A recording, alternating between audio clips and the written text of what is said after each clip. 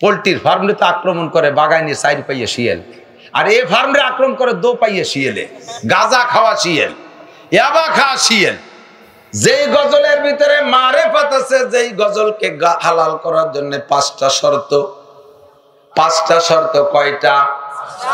ইসলামী সঙ্গীতিন, মজলিসু গজলিন, মজলিসু গান নকলিন, গান নকলের মজলিস, গজলের মজলিস, ইসলামী সঙ্গীতের মজলিস। এ বলে নাই, হুজুর কি বলছেন? মজলিসু ফিকহিন, মাসলা মাসাইল আলোচনার মজলিস। খায়রুম মিন ইবাদাতি 60 সানা, 60 বছর বেরিয়া নফল ইবাদতের সওয়াব। সুবহানাল্লাহ। সাহাবায়ে কিরাম বললেন, মিন আইয়া আমালিন ইয়া রাসূলুল্লাহ। ফিকার মজলিস, মাসলা শিকার মজলিস, ছোট্ট থেকে ছোট্ট একটা মাসালা শিখতে যতক্ষণ সময় লাগে, মাসলা শিখার নিয়তে মজলিসে যদি অতটুকু সময় দেওয়া হয়, এইটা 60 বছর নফল ইবাদতের সওয়াব। ওইটা কোন ইবাদত? আল্লাহর নবী বললেন, সিয়ামুহা ওয়া কিয়ামুহা। একটা না লাগাতার 60 বছর নফল রোজা রাখলে, লাগাতার বিরামহীন 60 বছর নফল নামাজ পড়লে, নফল রোজা নফল নামাজ 2 প্রকারের ইবাদত লাগাতার 60 বছর করলে যেই সওয়াব, একটা মাসালা শুনলে শিখলে সমপরিমাণ বলকে তার চাইতে বেশি সওয়াব। সুবহানাল্লাহ। বুঝতেছেন কথা? গজল গাইলে সুন্দর একটা গাইতে পারবো, গানও সুন্দর একটা গাইতে পারবো। গানের মধ্যে হিদায়াত নাই, কথা বলেন? গজলের মধ্যে হিদায়াত নাই। যেই গজলের ভিতরে মারেফাত আছে, যেই গজলকে হালাল করার জন্য 5টা শর্ত। 5টা শর্ত কয়টা? 1 নম্বর শর্ত, মিথ্যা কথা হবে না। গান বলি আর গজল বলি, 1 নম্বর শর্ত মিথ্যা কথা হবে না। 2 নম্বর, তার সাথে বাজনা হবে না। 3 নম্বর, গায়িকা গায়িকা নারী হবে না, মহিলারা গাইতে পারবে না। 4 নম্বরের শর্ত হলো, এই গায়ক যারা তারা নাবালেগ ছেলে হতে পারবে না। কণ্ঠওয়ালা নাবালেগ, দাড়িবিহীন, সবে মাত্র সাবালেগ হবে এই বয়সী ছেলে পেলে যদি সুন্দর কণ্ঠ হয়, আরো যদি চেহারা ভালো হয়, এদের ভিতরে নারীদের চাইতে বেশি আকর্ষণ থাকে চেহারায়। এক শ্রেণী চরিত্রহীনরা তাদেরকে নিয়ে অনেক উল্টো পাল্টা করে থাকে। 5 নম্বর, তার সুর দুনিয়ার কোন নোংরা গানের সুরের সাথে মিলতে পারবে না। সমকালীন আমাদের ইসলামী সঙ্গীত নামে যেটা পরিবেশন হয়, সমকালীন নোংরা যত শিল্পী আছে, দুনিয়াদার যত শিল্পী আছে, এই শিল্পীরা যে সকল গান গায়, ওই গানগুলো শুনে তার ওজনে গান বানায়, সেম সাউন্ডে গান বানায়, দূর থেকে শব্দ বোঝা যায় না। ওইটাকে ইসলামী সঙ্গীত না মমতাজ গাইতেছে, টের পাওয়া যায় না, শব্দ বোঝা যায় না, কণ্ঠে মনে হয় যেন মমতাজের গান। যতই সুন্দর হোক না কেন, যত ভালো অর্থ হোক না কেন, তার ভিতরে নোংরামি আছে। আমরা বয়ান করি নরমাল গান গজল ছাড়া, কোরআন হাদিস আপনাদের সামনে উত্থাপন করি, পেশ করি, বয়ান করি। পর্দার আড়ালে নারীরা বৈশা শোনে, যে মহিলা যে জায়গা আছে বসে বসে শোনে, যেটা বোঝার দরকার সেইটা বোঝে।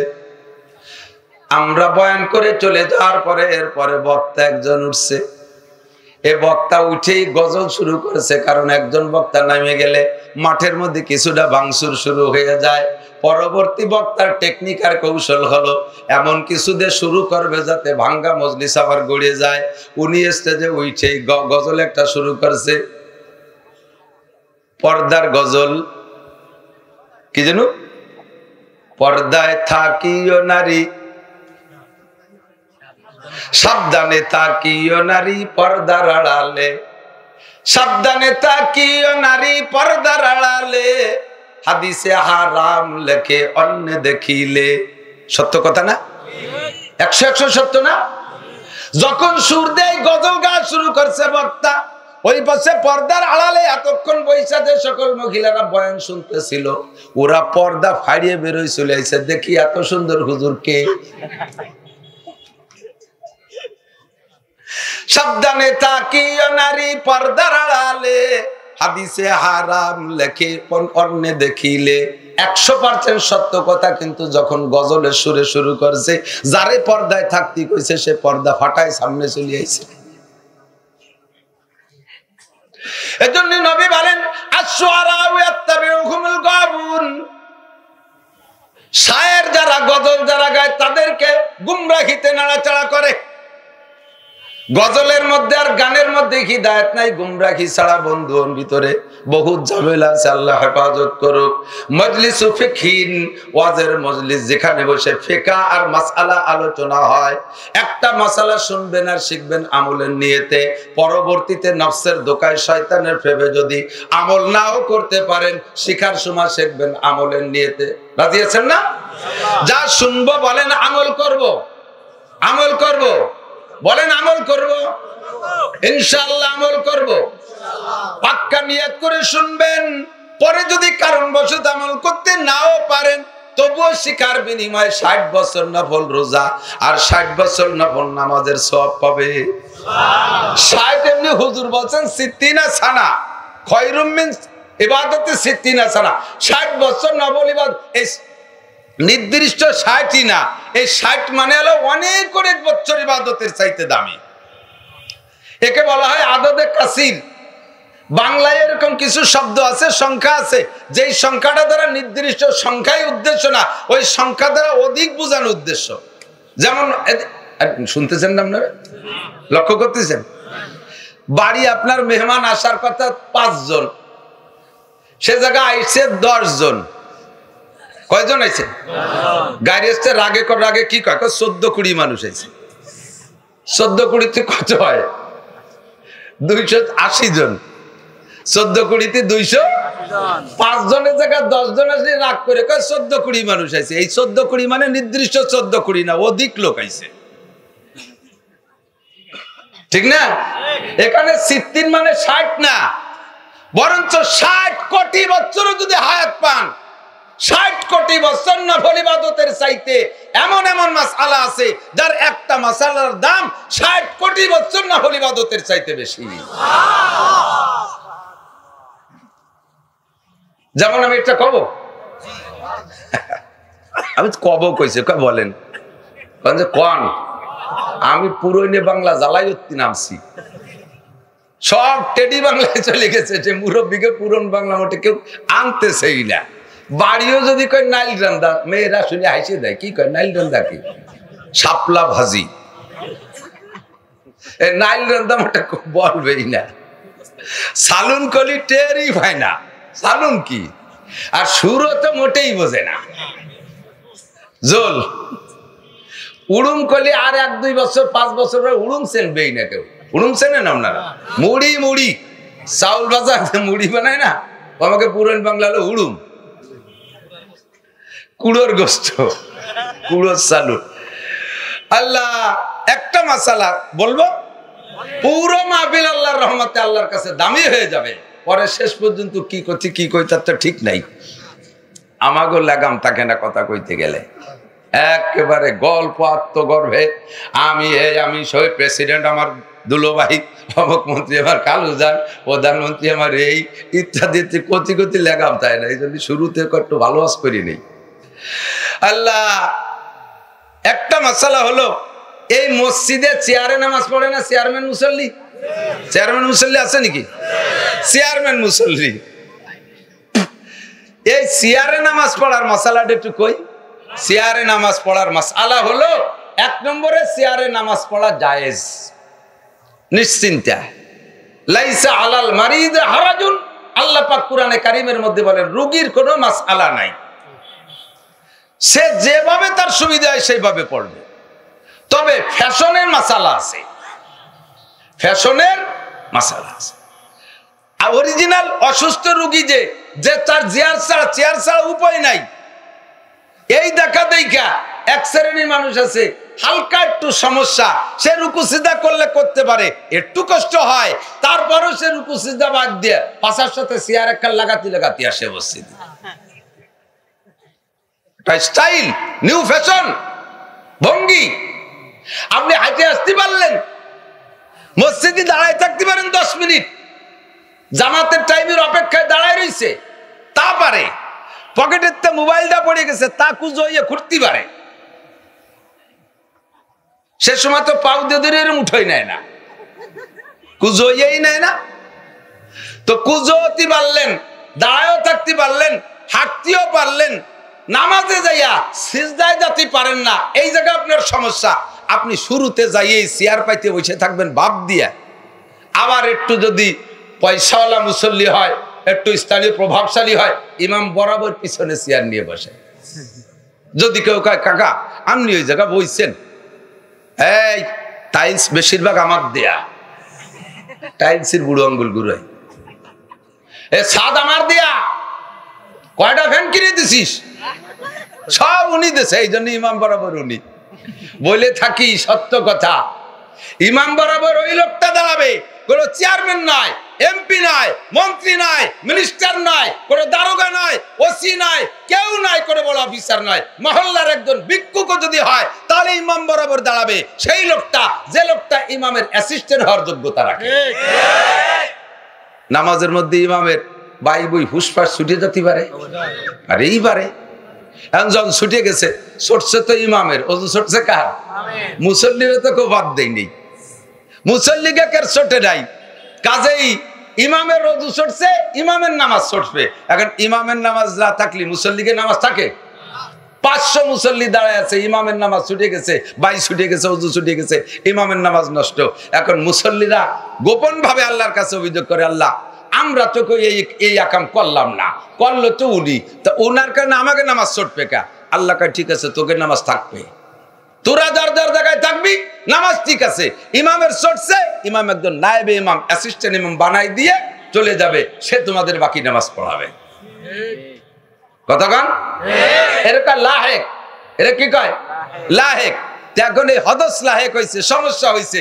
এখন ইমাম কি পিছনে যে ইমাম, যে নায়েবে ইমাম, অ্যাসিস্ট্যান্ট ইমাম বানাই দেবে, সে কি 3-4 কাতার পিছনের থেকে একজন টানি আনবে? ওই মোড়ায় উত্তর ভাষা দক্ষিণ ভাষা একখান রয়েছে, তারা সে জায়গা থেকে ডেকে আনবে, বরাবর পিছনে যে আছে তারা নিয়ে দাঁড়াই দেবে। এখন পিছনে তো আছো তুমি জমিদার, পেটের মধ্যে জাল খেয়াও দিলে আলিফ বেরোয় না, বোমা মারলেও বা বেরোয় না। তুমি জমিদারি দেখাইয়া চেয়ার পাইতে পিছনে যে বইছো, ইমাম সাহেব যদি তোমার ধরে নিয়ে জায়গায় দাঁড়াই দেয়, সে জায়গা তো চেয়ার নয়, আর এক বিপদ। চেয়ার সহনত যদি বসায় দেয়, তুমি কি এর পারবা? ইমাম সাহেব বাইসারছে, তুমি পায়খানা করে দিবা, করবা কি? এই যে ইমামতি, ইমামের পিছনে বসা, এ সুস্থ হোক আর অসুস্থ হোক, ইমামের পিছনের জায়গাটা দখল করা এভাবে ঠিক না। সেদিনকে মিশকাত শরীফে হাদিসের মধ্যে পড়াইছি, কিতাবুস সালাতের ভিতরে আল্লাহর নবী বলেন, মসজিদের ভিতরে কেউ কোনো জায়গা উটের মতো জায়গা দখল করে বসে থাকবা না। প্রত্যেক ওয়াক্ত তুমি সেই জায়গা, প্রত্যেক ওয়াক্ত তুমি সেই জায়গা, অন্য কেউ সে জায়গা বসলি রাগেতে ফটফট করে বেরোয় যায়, পড়বো না নামাজ, উলাপান আদব লিহাজ বোঝে না, এরকম আছে না নাই? আছে না? গাতি মারিয়ে পড়ে থাকে। হুজুর উদাহরণ দিছে, এগুলো উট মার্কা মুসলমান। কেন? উটের স্বভাব হলো, উট আপনি হাটের থেকে কিনে নিয়ে, উটের দেশের মানুষ জানে, হাটের থেকে উট কিনে নিয়ে গোয়াল, উটের যে গোয়াল আছে, ওই গোয়ালের ভিতরে একবার যে জায়গা বানবেন উঠরে, আজকে যে জায়গা বানছেন, পরের দিন উঠরে ছেড়ে দিলে 10টা উঠরে 10 সিটি বানছেন, পরের দিন মাঠের থেকে খালি গায়ে উঠরে ছেড়ে দেবেন, যার যার জায়গায় যে সেই বসবে, দাঁড়াবে, খাড়াবে, শোবে। যদি যাইয়ে দেখে কোন উট যে তার জায়গায় আরেকটা বান্দা, ও সারা রাত দাঁড়ায় থাকবে, তবু আর এক জায়গায় শোবে না, এই গাতি মেরে ওই জায়গায় দাঁড়াই থাকবে। তো উট মার্খা মুসল্লি হয় না, জায়গা দখল করে তুমি ওই জায়গা গাতি মেরে বসে থাকবা না। মসজিদ পুরো আম, যে যেখানে জায়গা পাবে সে সেখানে বসবে। তবে হ্যাঁ, যুবকরা মুরব্বীদেরকে শ্রদ্ধা করিয়া যদি বসা সিট ছাড়ি দিয়ে সামনে আসে, বসা সিট ছাড়ি দিয়ে সরে চলে যায়, এটা তার ইকরামের বিনিময়, সে অনেক সওয়াব পাবে। কিন্তু ওই ইকরাম তারে দিয়ে করানোর জন্য তুমি আবার যেন সে জায়গা চুলকনি দিও না, সে জায়গা সুরসুরি দিও না, যাই কাজ দেয় তাড়াতাড়ি লাগতে উঠেছিল, কাজ দাও কে? সংকেত দাও আরেকজন উঠতি, এগুলো চলবে না। এবার আপনার চেয়ারে বসার মাসআলা শুনে নেন। যদি আপনার হাঁটা বা দাঁড়ানোর সমস্যা না হয়, রুকু দেওয়ার সমস্যা না হয়, রুকুর পরে সিজদায় যাইতে আপনার সমস্যা, তাহলে আপনার মসজিদের চেয়ারে আপনি নামাজ পড়বেন কোন সময়? দাঁড়ানো নামাজের ভিতরে 13 ফরজের একটা ফরজ দাঁড়িয়ে, ফরজ নামাজ দাঁড়িয়ে পড়া। দাঁড়াইলে অসুবিধা নাই, দাঁড়াবেন। রুকুতে অসুবিধা নাই, রুকুও দেবেন। সামি আল্লাহু লিমান হামিদা করে দাঁড়াইতে অসুবিধা নাই, তাও আপনার করতে হবে। এবার রুকুর নিচে যে সিজদা দিতে আপনার সমস্যা, এই সময় থেকে আপনি চেয়ার ব্যবহার করবেন। চেয়ারটাকে মসজিদে সেট করবেন কিভাবে? চেয়ারের পিছনের পায়ে থাকবে পায়ের মুসল্লিদের পায়ের গোড়ালি বরাবর। তাহলে দাঁড়ালি তো আবার কাতারের থেকে এক হাত আগায় চলে যায়, দাঁড়াইলে এক হাত আগাইলেও সমস্যা নাই, বসার সময় সবার সাথে সমান হয়ে যাচ্ছেন। কারণ ওই সময় যদি বসার সময় সমান সমান হওয়ার চাইতে দাঁড়ানোর সময় সমান হওয়া বেশি জরুরি। কিন্তু চেয়ারটারে যদি পিছাই দিয়া কাতারে সোজা করে দাঁড়ান, তাহলে চেয়ারটা পুরোটা চলে যাবে পিছনের কাতারের ভিতরে। পিছনের মুসল্লি যখন সিজদা দেবে, আপনার চেয়ারের তলে মাথা ঢুকে যাবে। সে যখন সিজদার থেকে উঠবে, চেয়ারটা মাথায় করে উঠবে। আপনি বসার সময় চেয়ার পাবেন না, আপনিও সিটে পড়বেন, পিছনের মুসল্লির মাথায় চেয়ার। ঠিক না? কাজেই চেয়ার থাকবে সামনে, দাঁড়ানোর সময় সোজা হয়ে দাঁড়াবেন। চেয়ারের কারণে একা তাকায় গেছেন, দোষ নাই। রুকু দেবেন সুন্দর কইরা, সামি আল্লাহ কয়ে উঠবেন। সিজদায় যাওয়ার সময় নিচের টুক যাইতে পারেন না, এবার আপনি চেয়ারে বসবেন। চেয়ারে বইসা বাকি সিজদাটারে আপনি ইশারায় সারবেন। তবে যদি শুরু থেকে চেয়ারে না বইসা একেবারে নিচেই বসতে আপনি পারেন, কষ্টে মষ্টে নিচেই বসতে পারেন, আর ওই জায়গার থেকে আপনি হাঁটুর পর রুকু দিতে পারেন, সিজদা মাটিতে দিতে পারেন, তাহলে এইভাবে দাঁড়াইয়া চেয়ারে পড়ার চাইতে একেবারে নিচেই বইসা সিজদা দিয়ে নামাজ পড়াই উত্তম। কারণ সিজদা নামাজের ভিতরে দুইটা অঙ্গ সর্বশ্রেষ্ঠ। এক নম্বরে সিজদা, 2 নম্বরে রুকু। নামাজের মূল উদ্দেশ্য হলো আল্লাহ পাক রব্বুল আলামিনের কুদরতি কদমে সিজদা দেওয়া।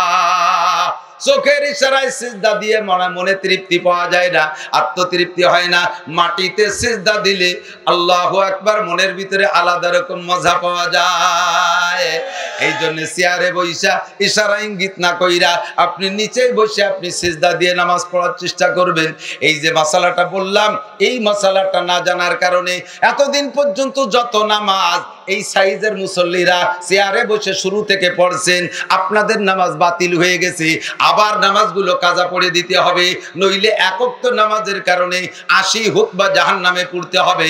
ওই নামাজগুলো দোহরাইতে হবে।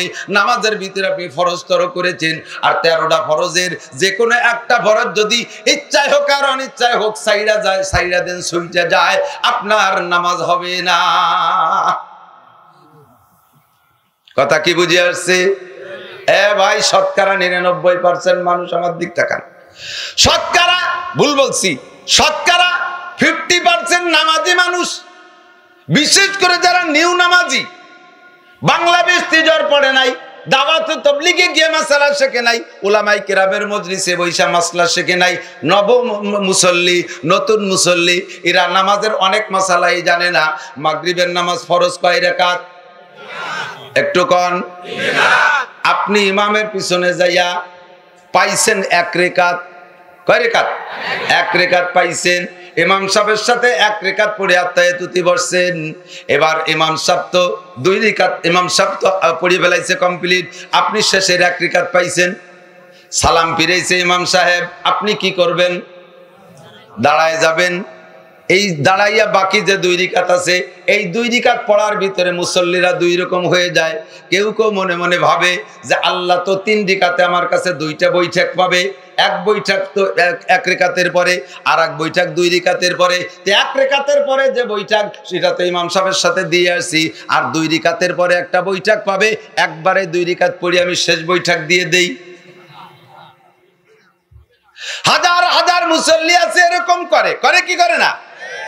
নিজে নিজে মাসালা আবিষ্কার করে, 3 রিকাতে 2 বৈঠক পাবে, 1 বৈঠক ইমামের সাথে দিছি, আর 2 রিকাতে পর পর পড়া শেষবারে বৈঠক দিয়ে দেছে। ও দোস্ত, ইচ্ছাকৃত এমন করলে ওয়াজিব তরক হবে, অনিচ্ছাকৃত যদি হইয়া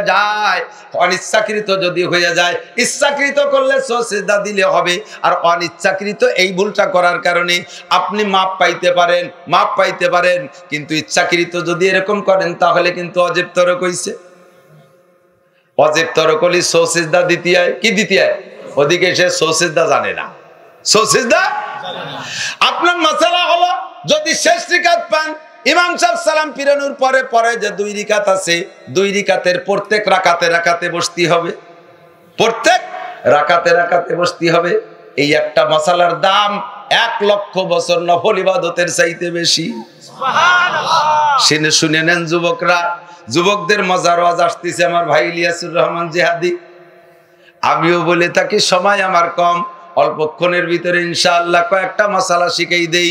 এর একটা মাসলা না জানা থাকার কারণে, ফাঁকে এরকম গুরুত্বপূর্ণ মাসালা না জানা থাকার কারণে জীবনে অনেক নামাজ নষ্ট হয়েছে, আরো নামাজ হবে।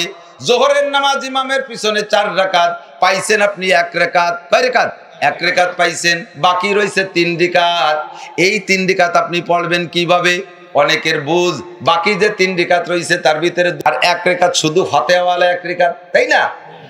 অনেকের কাছে জিজ্ঞেস করছি তুমি কিভাবে পড়ছো, বা এরপরে 1 রাকাত পড়ে বসছে, ইমাম সালাম ফিরানোর পরে 1 রাকাত পড়ে বসতে হবে, 2 রাকাত হয়ে গেল। এখন যেই রাকাত প্রথম পড়ে বসলেন ওই রাকাতে কি পড়ছেন? কয় ওই রাকাতে পড়ছি খালি আলহামদুলিল্লাহ। কেন? কয় যে আলহামদুলিল্লাহ 2 রাকাতে এক জায়গা করে ফেলাই, পরে সূরা মিলানো 2 রাকাতে এক জায়গা নিয়ে যাব। একের কাছে শুনছেন, কয় কেন নিজের একটা বুঝ আছে না? মুফতি আজম নিজেই বুঝমান। পরে যে 3 রাকাত হাসি উড়াই দিয়েন না, কথা মনে রাখেন, পরে যে 3 রাকাত বাকি রয়েছে সেই 3 রাকাতের ভিতরে খেয়াল রাখতে হবে, ছুটে যাওয়া রাকাতগুলোর মধ্যে সূরা মিলানো রাকাতগুলোকে আগে আনতে হবে। ছুটে যা যে রাকাত আছে ওর ভিতরে সূরা মিলানো রাকাতগুলোকে আগে নিয়ে আসবেন। সালাম ফিরানোর পরে, ইমাম সালাম ফিরানোর পরে উঠে সূরা মিলাইয়া 1 রাকাত পড়ে বসবেন আত্তায়াতু পড়া, এরপরে আবার উঠে যাবেন, এরপরে প্রথম রাকাত সূরা মিলাইয়া, এরপরে লাস্টের রাকাত শুধু ফাতিহা দিয়া পড়া শেষ বৈঠক করে নামাজ করবেন। এর একটা মাসালের দাম 1 লক্ষ বছর নফল ইবাদতের চাইতে বেশি। ঠিক না? আল্লাহ পাক রব্বুল আলামিন বলেন, হে উলামায়ে কিরাম বলে দাও, ইয়ারফাইল্লাহুল্লাযীনা আমানু মিনকুম ওয়াল্লাযীনা উতুল ইলমা দারাজাত। তোমাদের মধ্যে আমার কাছে সবচাইতে দামি যারা, তাদের 2টা সনদ। 1 নম্বরে আল্লাযীনা আমানু, যারা ঈমানদার। আমার দিক লক্ষ্য করে, যারা ঈমানদার তাদের মর্যাদা আল্লাহ অনেক উঁচু করে দিয়েছেন। জোরে কান সুবহানাল্লাহ। ও দোস্ত, ঈমানদার একজন মানুষ সমাজের সবচাইতে নিকৃষ্ট কাজ করে। একটা বালতি হাতে করে, একটা কোদাল কাঁধে কইরা গ্রামে বর্ষাকালে ঘুরে স্যানিটারি স্ল্যাব পায়খানা পরিষ্কার করার জন্য আমরা তাদেরকে সুইপার বা মেথর বলি, আছে না নাই?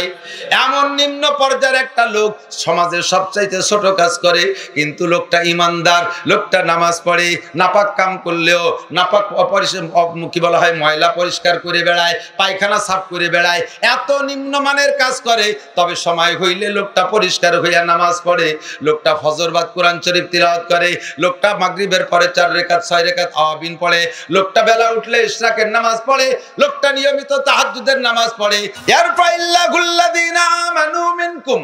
আল্লাহ পাক বলেন, এমন একটা সামাজিকভাবে নিম্নমানের মানুষ যদি ঈমানদার হয়, আমি আল্লাহর কাছে ওই লোকটা কত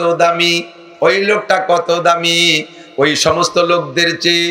যেই সমস্ত লোক ঈমানদার না, সে যদি চেয়ারম্যানও হয়, সে যদি এমপিও হয়, সে যদি মন্ত্রীও হয়, সে যদি প্রেসিডেন্ট হয়, সারা দুনিয়ার সমস্ত বেঈমান প্রেসিডেন্ট, সারা দুনিয়ার সমস্ত বেঈমান বিজ্ঞানী, সারা দুনিয়ার সমস্ত বেঈমান ইঞ্জিনিয়ার, সারা দুনিয়ার সমস্ত বেঈমান সচিব, সারা দুনিয়ার সমস্ত বেঈমান প্রধানমন্ত্রী, সারা দুনিয়ার সমস্ত বেঈমান বড় বড় অফিসারকে এক পাল্লায় রাখলে, ওই সুইপার মোমেনকে আরেক পাল্লায় রাখলে আমার কাছে মোমেনের পাল্লা ভারী হইয়া যায়।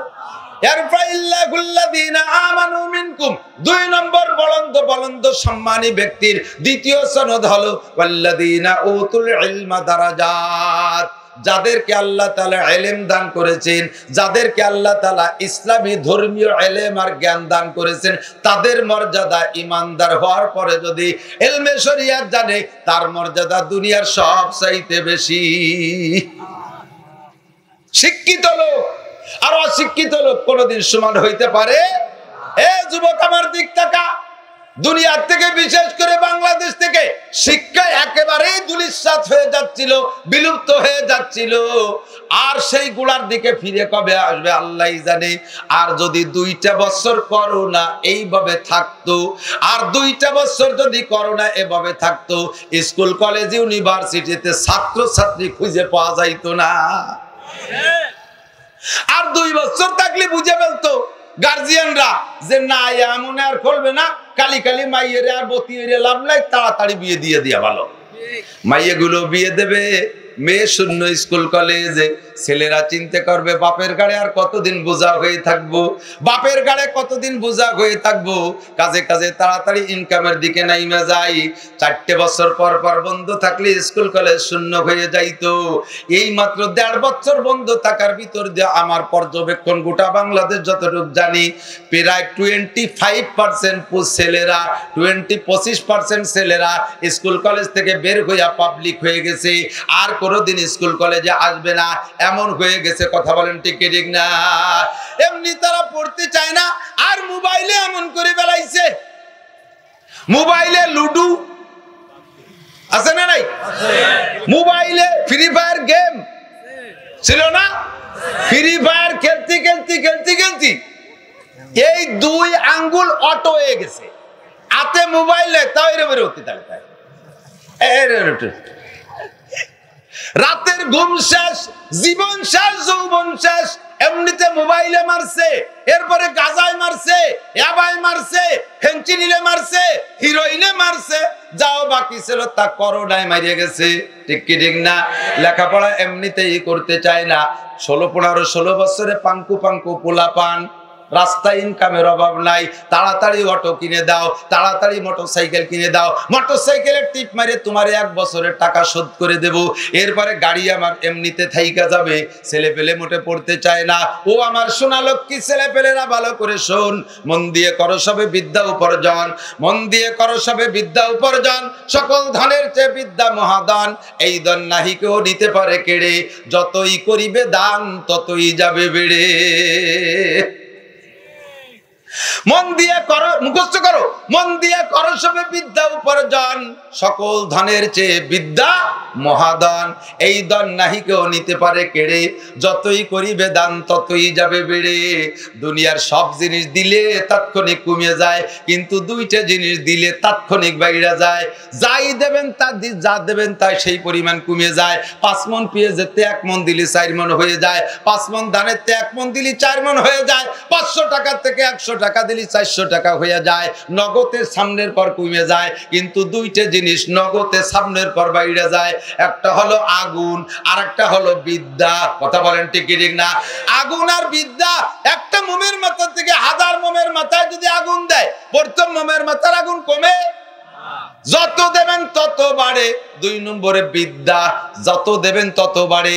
যদি তাই না বাড়তো, আজ থেকে 30 বছর আগে মাওলানা পাস করছি, লক্ষ লক্ষ মানুষের মধ্যে ওয়াজের ময়দানে এলেম বিতরণ করছি, আমার মাথাটা শূন্য হয়ে যাওয়ার কথা ছিল, আমার পেটটা খালি হয়ে যাওয়ার কথা ছিল, কিন্তু দোস্ত না, প্রতিদিন নতুন নতুন করে বাড়তেই আছে, কথার কৌশল বাড়তেই আছে। যত এই পুড্ডার হুজুর দামাত বারকাতুহুম, আজ থেকে প্রায় 50 বছর আগে, 50 বছর আগে হুজুর বাহিদ্দা মাদ্রাসায় পড়াইতেন পাকিস্তান পিরিয়ডে। আমার চাচা মাওলানা আব্দুল মান্নান সাহেব, তিনিও বুড়ো হয়ে গেছে, বুড্ডর হুজুরের কাছে মেশকাত পড়ে গেছে। মাগরিবের পরে কথা বললেন, যাররা পরিমাণ এলেমের ঘাটতি নাই, যা জিজ্ঞেস করবেন হুবহু বলতে পারে। দিন দিন তার এলেম বাড়তেই আছে। কথা কোন ঠিক ঠিক না? 2টার মধ্যে মিল কি? আগুন দিলেও বাড়ে আর বিদ্যা দিলেও বাড়ে। এই দুইটার মধ্যে মিল কি? কয় আগুনেরও যেই স্বভাব, বিদ্যারও সেই স্বভাব। কয় আগুনের স্বভাব তো পোড়ায় দেয়, বিদ্যার স্বভাব তো পোড়ায় না। কয় এই দিক দিয়ে না, আগুনের একটা স্বভাব হলো অন্ধকারে যদি আগুন জ্বালায়, অন্ধকার কাইটা যায়, আলো হইয়া যায়। কতক্ষণ ঠিক কি ঠিক না? অন্ধকারে আগুন জ্বালাইলে স্থানটা আলোকিত হয়ে যায়। সেম মূর্খতা, অশিক্ষিত, বর্বরতার একটা অন্ধকার আছে। শিক্ষিত মানুষ মারামারি করে না, মূর্খরা মারামারি করে। শিক্ষিত মানুষ গ্যাঞ্জাম করে না, মূর্খরা গ্যাঞ্জাম করে। শিক্ষিত মানুষ চুরি করে না, শিক্ষিত মানুষ মুরগি চুরি করে না, ডাব চুরি করে না, নারকেল চুরি করে না, পিঁয়াজ চুরি করে না, ধান চুরি করে না। শিক্ষিত মানুষ এই জাতীয় চুরি করে না, পরের ঘরে শিং কাটে না। আমার বিশ্বাস শিক্ষিত মানুষ মদ গাঁজা ফেন্সিডিল হিরোইন খায় না। আমার বিশ্বাস শিক্ষিত মানুষ লুচ্চমি বদমাশি করে না। শিক্ষিত মানুষ কাজেরাঙ্গা করে না। শিক্ষিত মানুষ পরের মাথায় বাড়ি দেয় না। কতক্ষণ ঠিক কি ঠিক না? তাহলে অশিক্ষিতদের কারণে এইরকম অন্ধকার হয়ে যায় এলাকা। যখন শিক্ষিত মানুষ বাড়ে, এলাকার অন্ধকার কাইটা যায়। ও দোস্ত, আগুনে যেমন অন্ধকারে আলো বানায়, শিক্ষা এরকম মূর্খতার অন্ধকারকে দূর করে দেয়, আলোকিত করে। এই জন্য দুইটার মধ্যে সম্পর্ক। যারা স্কুলে পড়তেছিস পড়তে থাক, কলেজে পড়তেছিস পড়তে থাক, বিশ্ববিদ্যালয়ে পড়তেছিস পড়তে থাক, যা চলে যা লেখাপড়া কর, বড় বড় শিক্ষিত হয়ে যায়, পণ্ডিত হয়ে যায়, বড় বড় অফিসার হয়ে যায়। তবে তোর এই শিক্ষার সাথে, এই শিক্ষা দিয়ে দুনিয়ারে আলোকিত করবি, তার সাথে আরো লক্ষ কোটি গুণ আলো তোরে বাড়াইয়া দেবে। ওর সাথে আরেকটা শিক্ষারে সংযুক্ত কর, বলকে সেই শিক্ষাটারে প্রাধান্য দে। সেইটা হলো আল কোরআনের শিক্ষা। হুজুর বলেছেন, কদ জাআকুম মিনাল্লাহি নূরুন ওয়া কিতাবুম মুবিন। কোন কোন মুফাসসির বলে নূরের পরে যে ওয়া আসছে এইটা ওয়াই তাফসিরিয়া, ওয়াই আতফানা। কদ জাআকুম আতফে তাফসীর বলা হয়, কদ জাআকুম মিনাল্লাহি নূরুন ওয়া কিতাবুম মুবিন। আল্লাহর পক্ষ থেকে তোমাদের কাছে নূর আসছে, যেই নূরটা হলো আসমানি কিতাব কুরআন।